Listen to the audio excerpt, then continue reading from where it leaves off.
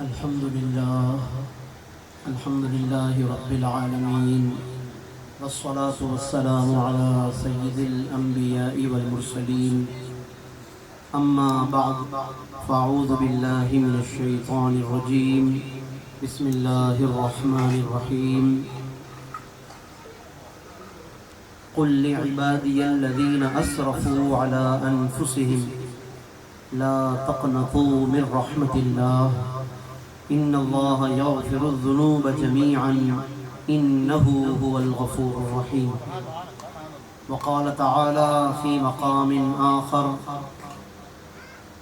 يا قوم لم تستعجلون بالسيئة قبل الحسنة لولا تستغفرون الله لعلكم ترحمون. آمنت بالله صدق الله مولانا العظيم. وقال النبي صلى الله عليه وسلم: التائب من الذنب كمن لا ذنب له. صدق رسوله النبي الكريم. إن الله وملائكته يصلون على النبي يا أيها الذين آمنوا صلوا عليه وسلموا تسليما. اللهم صل على سيدنا ونبينا مولانا محمد وبارك وسلم صلاة وسلاما عليك يا سيدي يا حبيبي يا طبيبي يا مكي يا مدني يا عربي يا رحمة للعالمين وعلى آلك وأصحابك يا خاتم النبيين والمرسلين. حمد و صلاة کے بعد حاضرین محترم، الحمدللہ ہم سب کی انتہائی خوش نصیبی کہ اللہ رب العزت نے ہم سب کو آج کی یہ بابرکت رات، شب نجات، شب مغفرت، شب توبہ اور شب برات عطا فرمائی، اور ہر اہم موقع کی طرح آج کے اس عظیم موقع پر حسب معمول ہمارے محترم جناب سہیل شم صاحب اور ان کے اہل خانہ نے اس محفل کا انعقاد کیا ہے. رب کریم ان کی طرف سے اس عقیدت کو، اس اہتمام کو اپنی بارگاہ میں قبول و منظور فرمائے، اور اس محفل کے توسط سے اللہ رب کریم ہم سب کو اس رات کی برکتوں سے مالا مال فرمائے. آج کی یہ رات اللہ رب العالمین کے ان انعامات میں سے ہے کہ جو خاص طور پر اللہ رب العزت نے اپنے پیارے محبوب صلی اللہ علیہ وسلم کی امت پر فرمائے ہیں. یہ اس امت کی خصوصیت ہے کہ اللہ رب العالمین نے اس امت کو وقتاً فوقتاً ایسی راتیں عطا فرمائیں، ایسے مبارک دن عطا فرمائے کہ ان چند ساعتوں میں، ان چند گھڑیوں میں عبادت کر کے اس امت کے افراد اللہ کی بارگاہ میں وہ مقام حاصل کر لیتے ہیں اور اپنے گناہوں کی معافی کا ایسا انتظام کر لیتے ہیں، اجر و ثواب کا ایسا ذخیرہ جمع کر لیتے ہیں کہ پچھلی امتوں کے لوگوں کی طویل عمریں بھی اور ان کی زندگی کا طویل عرصہ بھی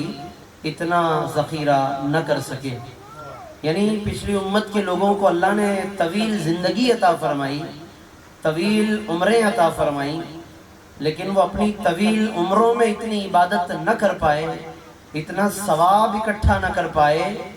کہ جتنا اس امت کے لوگ ان چند راتوں میں عبادت کر کے یا ان راتوں کی قدر کر کے اللہ کی بارگاہ سے اجر و ثواب اکٹھا کر لیتے ہیں. اور یہ راتیں خاص طور پر اسی لیے عطا فرمائی گئیں کہ اس امت کی عمریں قلیل ہیں، اس امت کا عرصہ حیات، ڈیوریشن آف لائف تھوڑا ہے، لیکن اللہ نے پھر ایسی راتیں عطا فرما دیں کہ جس سے یہ امت ان تمام امتوں سے آگے نکل گئی ہے. اور یہ بات خاص طور پہ اس وقت سامنے آئی کہ جب نبی کریم صلی اللہ علیہ وسلم نے ایک موقع پر پچھلی امتوں کی عمروں کا ذکر کیا کہ انہیں اللہ رب العالمین نے اتنی طویل زندگی عطا فرمائی، اتنی طویل عمریں عطا فرمائی. تو جب صحابہ کرام نے یہ بات سنی تو انہیں دل میں کچھ صدمہ ہوا کہ ان لوگوں کو اتنی طویل زندگی ملی اور انہوں نے اتنی عبادتیں کر لی، تو یہاں تو اتنی عمر ہی نہیں ہے کوئی 70 سال جیتا ہے، کوئی 60 سال جیتا ہے، کوئی بہت آگے چلا جائے 80-90 سال تک جیتا ہے، تو اس عمر میں تو ہم ان لوگوں سے کیا مقابلہ کر پائیں گے؟ جب دل میں یہ کچھ افسوس یا صدمہ ہونے لگا اور بارگاہ رسالت میں جب اپنے اس غم کا اظہار کیا، تو اللہ رب العزت نے اپنے محبوب کے ان غلاموں کی تسلی کے لیے اور اپنے پیارے محبوب کے دل کی راحت کے لیے اللہ رب العالمین نے اپنے محبوب کو اور ان کے وسیلے سے پوری امت کو رمضان کے مہینے میں شب قدر عطا فرمائی، اور فرما دیا قرآن میں لیلۃ القدر خیر من الف شہر، فرمایا کہ ایک رات 1000 مہینوں سے بہتر ہے۔ 1000 مہینوں کی چونکہ پچھلی امتوں کو زندگی دی گئی، تو فرمایا کہ تمہیں یہ ایک رات ایسی عطا فرما دی کہ اس ایک رات اگر قدر کر لی جائے، عبادت کر لی جائے، تو ان لوگوں کے 1000 مہینوں کی عبادت سے بھی تم آگے نکل جاؤ گے۔ تو ایک طرف شب قدر ہے، ایک طرف شب برات ہے، اور کہیں جمعے کا مبارک دن ہے، کہیں اور مبارک راتیں آتی ہیں، کہیں مبارک دن آتے ہیں۔ یہ اس امت کے لیے ہمیشہ یاد رکھیے گا کہ یہ خصوصی انعامات ہیں، یہ عقائد دو عالم صلی اللہ علیہ وسلم کے طفیل اس امت کے لیے اعزاز ہے، آنر ہے، بہت بڑا انعام و اکرام ہے کہ جس کا پچھلی امتوں نے تصور بھی کبھی نہیں کیا۔ اس لیے اگر آج یہ امت بھی خدا نخواستہ ان راتوں کی قدر نہ کر پائی، یعنی یہ اعزاز ہی اس امت کا ہے، اب یہ امت اگر اس جھگڑے میں پڑ جائے کہ یہ رات جاگنا چاہیے کہ نہیں جاگنا چاہیے، یہ رات عبادت کرنی چاہیے کہ نہیں کرنی چاہیے، تو اگر اسی بحث میں الجھے رہے تو یہ رات ہی نہیں، ایسی کئی راتیں انہی بحثوں میں گزر جائیں گی۔ اور آج میں نے اپنے فیس بک پر یہ بات لکھی بھی ہے، میں نے کہا کہ کوشش کیجئے کہ اس رات کو زیادہ سے زیادہ ذکر و اذکار میں، عبادت میں گزاریں، نہ ادھر ادھر گھومتے پھریں، نہ فضول آپس میں باتیں کریں، نہ یہ بحث کریں کہ یہ رات ثابت ہے کہ نہیں۔ کم سے کم آج تو یہ بحث نہ کریں نا، ورنہ اسی میں رات گزر جائے گی۔ بحث بعد میں کر لیں، کل کر لیں، پرسوں کر لیں، رات کم از کم عبادت میں گزاریں۔ لوگوں پر تعجب ہوتا ہے کہ جو اسی رات میں بحث کرتے ہیں پھر اسی کو گزار دیتے ہیں، تو پھر کیسے یہ رات مل سکے گی؟ بہرحال جو قبرستان جاتے ہیں، قبرستان جانا بھی ایک بہترین عمل ہے، عقائد دو عالم صلی اللہ علیہ وسلم کی سنت ہے۔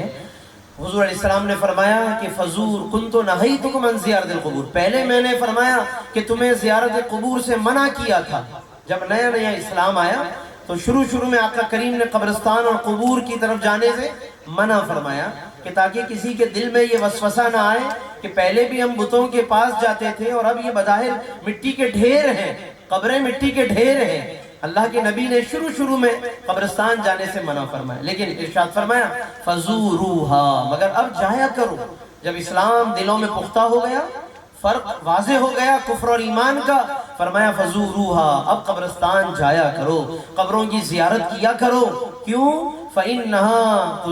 تُزَهِّدُ فِي الدُّنْيَا وَتُذَكِّرُ الْآخِرَةَ، اس سے دنیا سے بے رغبتی ہوتی ہے اور آخرت کی یاد پیدا ہوتی ہے، آخرت کی یاد آتی ہے۔ ورنہ آج کی اس دنیا میں جب اب انسان کھو جاتا ہے، کاروبار میں مگن ہو جاتا ہے، گھومنے پھرنے میں مگن ہو جاتا ہے، آخرت اسے بہت کم یاد آتی ہے۔ یا تو کسی کے جنازے میں کچھ آخرت یاد آ جاتی، کوئی موت میت میں یاد، کوئی بڑا حادثہ دیکھ کر کچھ اللہ یاد آ جاتا ہے۔ تو یاد رکھیے کہ اس کا بہترین طریقہ اللہ کو یاد کرنے کا، دنیا سے بے رغبتی اور آخرت کو یاد کرنے کا، وہ قبرستان ہے۔ تو شب برات میں بھی قبرستان جانا ایک اچھا عمل ہے۔ نبی کریم صلی اللہ علیہ وسلم کو سیدہ عائشہ صدیقہ نے اس مبارک رات میں قبرستان ہی میں پایا تھا، جنت البقیع میں۔ جب عائشہ صدیقہ رضی اللہ عنہا کی آنکھ کھلی اور آقا کریم صلی اللہ علیہ وسلم کو دیکھا کہ بستر پر نہیں ہے، تو سیدہ عائشہ رضی اللہ عنہا نے آقا کو جنت البقیع میں پایا۔ تو حضرت عائشہ رضی اللہ عنہا سے حضور نے یہی فرمایا تھا، اے عائشہ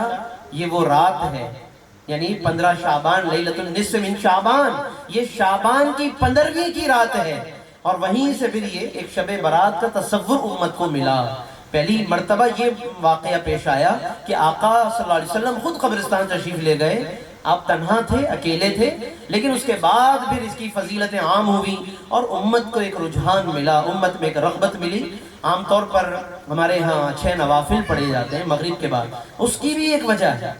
یہ 6 نوافل ویسے تو روٹین کے، یہ اوابین کی نماز ہے، صلاۃ الاوابین بڑی افضل نماز ہے جو روزانہ اگر ہم کوشش کریں وقت نکالیں تو ہمیں پڑھنی چاہیے۔ مغرب کی نماز کے بعد، سنت مغرب کی پڑھنے کے بعد 6 نفل ہمیں روز پڑھنے کی کوشش کرنی چاہیے۔ خواتین اپنے گھروں میں، مرد حضرات گھروں میں یا مسجدوں میں ادا کریں۔ یہ عام دنوں میں بھی وہی نماز ہے، لیکن شب برات میں وہی اوابین کی نماز، اس کی مزید اہمیت اس لیے بڑھ جاتی ہے کہ حدیث میں آتا ہے کہ جب مغرب کا وقت ہو جاتا ہے شب برات میں، لیلۃ النصف من شعبان میں، یعنی اس 15ویں رات میں، اللہ رب العالمین کی رحمت آسمان دنیا پر توجہ فرماتی ہے۔ یعنی اللہ کی رحمت خاص متوجہ ہوتی ہے لوگوں کی طرف، اور پھر صدائیں دی جاتی ہیں، ہے کوئی بخشش کا طلبگار کہ میں اس کی مغفرت کروں، ہے کوئی رزق کا طلبگار کہ میں اسے رزق عطا کروں، ہے کوئی مبتلا مصیبت کہ میں اسے مصیبت سے چھٹکارا عطا کروں۔ 3 صدائیں خاص طور پہ بتائی گئی، ویسے تو اور بھی صدائیں آتی ہیں لیکن 3 کے بارے میں خاص طور پہ الفاظ آئے۔ تو بعض علماء نے لکھا کہ یہ 2 رکعت کر کے گویا کہ ہم اللہ رب العالمین کی طرف سے جو صدائیں آ رہی ہیں ہم اس کو حاصل کرنے کے لیے سجدے میں چلے جاتے ہیں، نوافل کے لیے ہاتھ باندھ لیتے ہیں۔ جب وہاں سے صدا آئی ہے کوئی بخشش کا طلبگار تو 2 رکعتیں ہم نے مغفرت کی حصول کے لیے ادا کرنا۔ صدا آئی ہے کوئی رزق کا طلبگار تو ہم نے 2 رکعتیں ادا کر کے اللہ سے آسانیوں کی دعا کر لی۔ ہے کوئی مصیبت کا گرفتار، ہم نے 2 رکعت ادا کر کے بیماریوں سے چھٹکارے کی دعائیں کر لی۔ تو بہرحال مختلف دعائیں کر سکتے ہیں، مختلف نیتوں سے یہ نوافل پڑھ سکتے ہیں، اور اگر کوئی مغرب سے عشاء میں نہ پڑھ سکا ہو تو بھی کوئی حرج نہیں ہے۔ وہ پوری رات شب برات ہے، پوری رات یہ مبارک رات ہے، لہذا پوری رات میں جب بھی چاہیں یہ نوافل پڑھ لیں۔ کچھ آرام کر کے اٹھ جائیں تو تہجد ادا کر لیں، کہ کچھ نیند کر کے جو آدمی اٹھ جائے عشاء پڑھنے کے بعد، کچھ آرام مختصر سا صحیح، تھوڑا سا آرام کر کے بھی اٹھ جائیں تو پھر تہجد بھی ہو جائے گا، قیام اللیل بھی ہو جائے گا، شب برات کی عبادت بھی ہو جائے گی اور ثواب بھی حاصل ہو جائے گا۔ اور اس کے ساتھ ساتھ جس طرح قبرستان جانے کی بات آئی، نوافل کی بات آئی اور قیام اللیل کی بات آئی، تو اسی طریقے سے کچھ نہ کچھ وقت ایسا نکالیں اس مبارک رات میں کہ جس میں ہم اپنی قضا نمازوں کا بھی اہتمام کریں۔ آج ہمارے ذمے عموماً قضا نمازیں بھی بہت ساری ہوتی ہیں اور لوگوں کی اس طرف توجہ نہیں ہے۔ نوافل لوگ بہت پڑھتے ہیں اور نفلی کاموں میں بڑھ چڑھ کر حصہ بھی لیتے ہیں، لیکن یاد رکھیے کہ قضا نمازیں وہ فرض ہیں، وہ فرائض کے جو زندگی میں ہم سے رہ گئے،